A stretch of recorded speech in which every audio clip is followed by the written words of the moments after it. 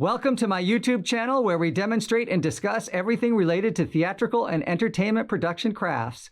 Please subscribe to get the latest updates, posts, and demonstrations. While I will focus primarily on safety in the shops and comprehensive training and operating procedures for tools and machinery, I'll also demonstrate and discuss practical applications like flat and platform construction, scene painting, and more.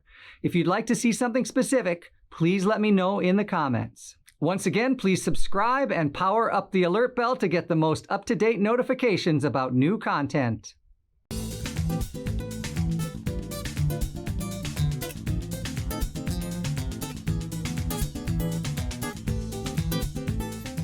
I have a stack of platforms here. They're all rejects for one reason or another. They're not rejects necessarily because of age, but more rejects because of construction style or non-standard stock equipment.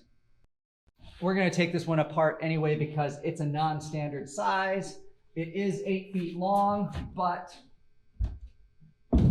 it is about 16 inches. It's 16 inches wide, and that's really not a common measurement or shape or size for a platform. It has gotten used several times, but right now it's just taking up space in storage. It's not a standard 4x8, a 2x8, a 1x8, one of those common pieces that I'm going to use to assemble and put up my pieces together. And storage is a premium. So I'm going to tear this one apart. And you see it's just got screws everywhere, and it's really straightforward. I have another platform that is also 16 inches wide and 8 feet long. I'm going to recycle that for material as well. They're just getting stored in the basement. They're not getting used. The shows aren't requiring it. So it's just taking up space, and it's making storage more complicated because it's an odd size. Because this one was all screwed together, I can unscrew everything and recycle everything except for the small pieces. I'll toss those, but let's do that. Let's take the rest of these screws out.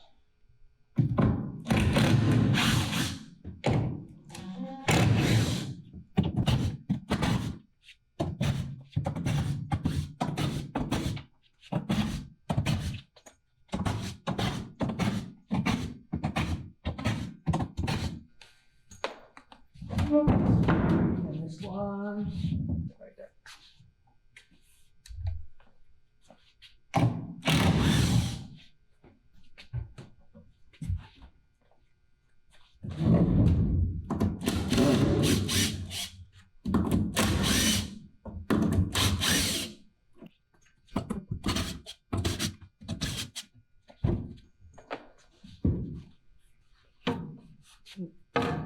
Now I've got an 8-foot long piece of 1x6, 1x5 1/4.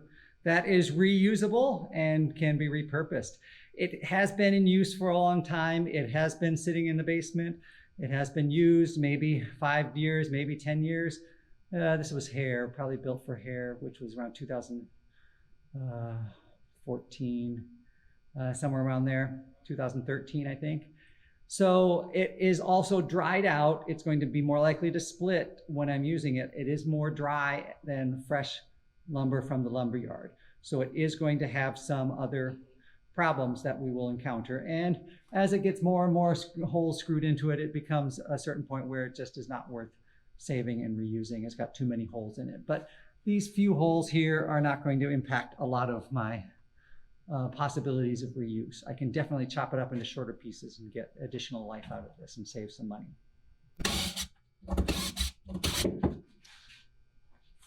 Throwing these little pieces away.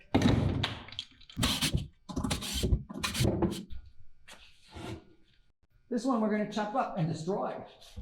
Let's see what happens. I've got some tool options. We have our sledgehammers, and we could bust things apart with that. That's going to give us the most force. A small sledgehammer or a big sledgehammer will knock these things apart pretty quickly. We can use a nice framing hammer, something that's 28 or 32 ounce hammer. You're going to be happier if you have a hammer that's got an all metal handle. If you have a hammer with a wooden handle and you're trying to pull things apart and pry things apart and even bang things apart, there's a chance you're going to break that wooden handle. Less of a chance you're going to break the all metal shaft of that. We've got rubber mallets, but I don't think you want to use a rubber mallet. All that's going to do is bounce off of the wood. So in this case, we're trying to break things apart. We're not trying to protect the wood. I'm not going to use the rubber mallet. And I might use a pry bar or wonder bar to help with some of the separations. I'm destroying this one, so I'm just gonna pound this apart. We're gonna find out if this is glued and stapled or just stapled.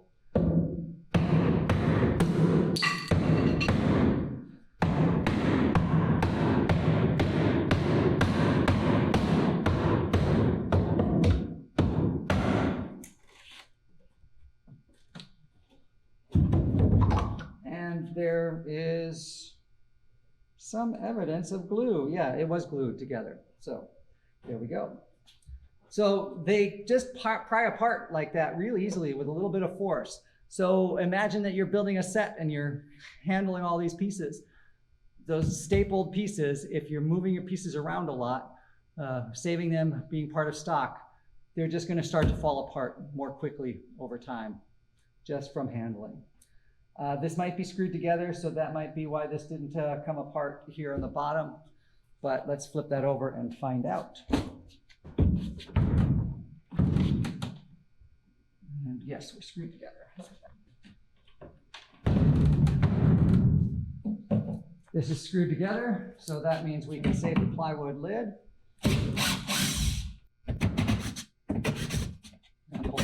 Here.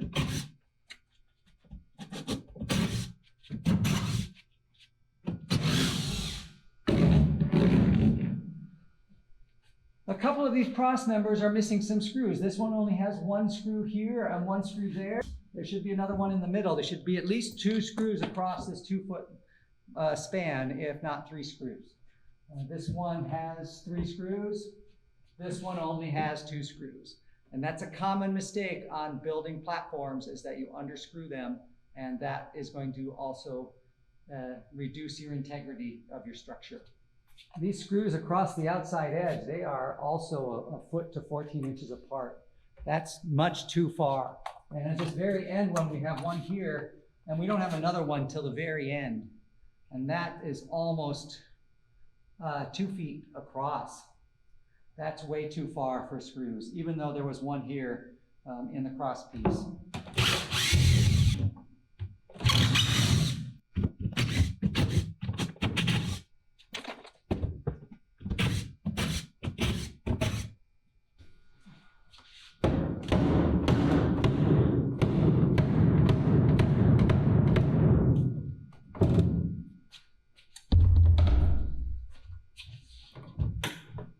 There's our plywood lid separated from our platform and ready for reuse. Left that behind. It's a decent piece of plywood. I could find other uses for it. If I don't have storage for it, I can chop it up and throw it away. It's seen many shows and many uses. So it's definitely got its money's worth out of there. I don't need to save it, but I'm going to anyway.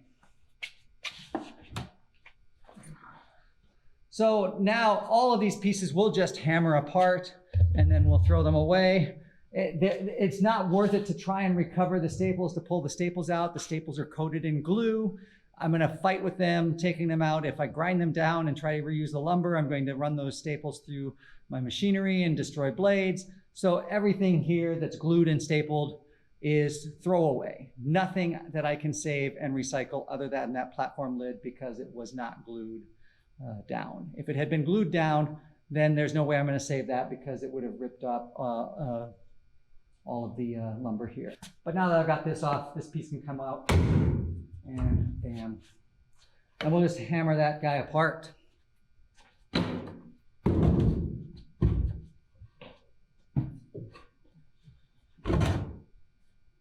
This happens at Strike a lot, where someone starts dismantling things and they weren't part of the set construction crew, so they don't know how things go together, and they just start pulling up every screw they find. So we're missing a screw here, a screw here, a screw here, a screw there. Someone started pulling up the actual screws that hold the platform together, as opposed to just dismantling the screws that connect the platform to the leg or platform to platform. You'll find they'll do the same thing with screws that are part of the framing, and they'll start unscrewing those as well. You will find an occasional 2-inch screw when 1 5/8 is all that you need for screwing 3/4 inch plywood to framing or 3/4 inch pine to other 3/4 inch pine, but it's still okay. If this is a much longer screw, then there starts to be some threads up here that are missing, and that might be more crazy than it needs to be. I did see some stuff this last year where people were screwing platforms together with 3-inch screws through a piece of 1x, and I'm like, that's way too big of a screw, way too long of a screw. And at Strike, there's a couple of screws that were missed, probably when the piece of masonite that was being put on top of this got pulled up. They missed a couple of screws. You should find these when you're stacking your platforms and putting them away. You should find them when you're handling them. If you're trying to slide this platform on top of that other one, but beneath it, these extra screws that are sticking up are going to catch. And you should probably see that and fix it while you're putting it away.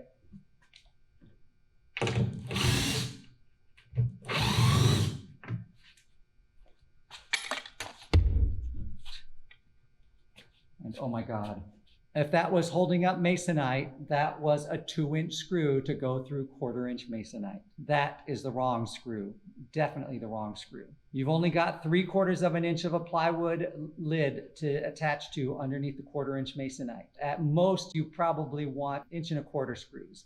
1-inch screws would be fine, but 1 1/4 inch is going to stick out the back end and poke through. So if you're crawling around underneath that platform and messing around, you might have some screw heads poking in.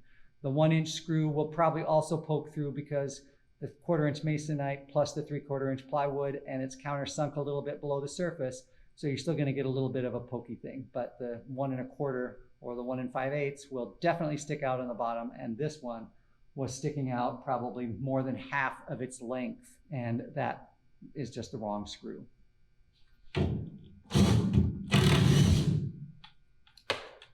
The nice thing about consistency in patterns and your frequency of your screws and in placement of everything and in placement of your cross pieces, that means that you're going to have an easier time finding everything if everything's where it normally is.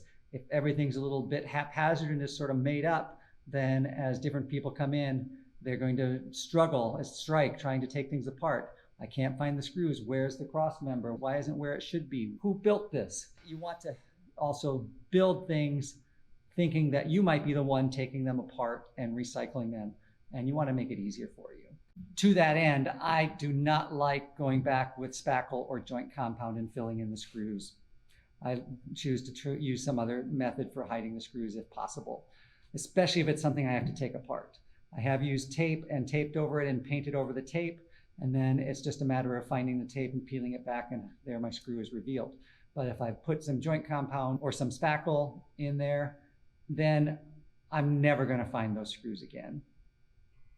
I hope that gives you some idea of how to approach platform construction and gives you some techniques you can choose to use, and you'll see which ones I prefer and why I prefer those. We'll look more closely at this when we build a platform, when I get to that video, and when we go over legging techniques. We'll talk about screw patterns and attachment points for different types of legs.